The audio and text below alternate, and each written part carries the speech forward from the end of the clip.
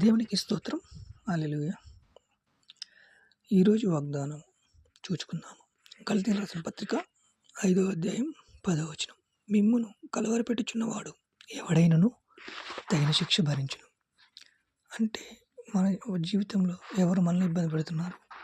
మన ఇరుగు పొరుగువారా, మన స్నేహితుల, లేదా మన పక్కన ఉన్నవారా, ఉద్యోగంలో ఎవరైనా మనల్ని ఇరుకొట్టుని పెడుతున్నారా, ఇబ్బందులు పెడుతున్నారా?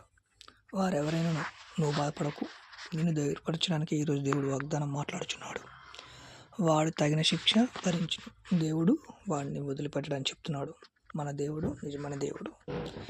నమ్మకించే సమస్తము జరుగును. విశ్వాసం అనే డాలును పట్టుకోనమని ఆయన చెప్పినాడు ఎపిసిల్ పత్రికలో. అలాగే విశ్వాసం అనే డాలును మనం పట్టుకొని దేవునికి మహిమకాలు ప్రభావం చెల్లించుదాం. చిన్న ప్రార్థన చేసుకుందాం. దేవానికి కొందరు స్తోత్రంలయ్యా. నేను తండ్రి, ఈ వాగ్దానం మా జీవితంలో నెరవేర్చడానికి సహాయం సమకూర్చమని అడుగుతున్నాం. వీడియో చూస్తున్న ప్రతి ఒక్కరిని జ్ఞాపకం చేసుకోండి అయ్యా. నాయన తండ్రి, వీడియో చూస్తున్న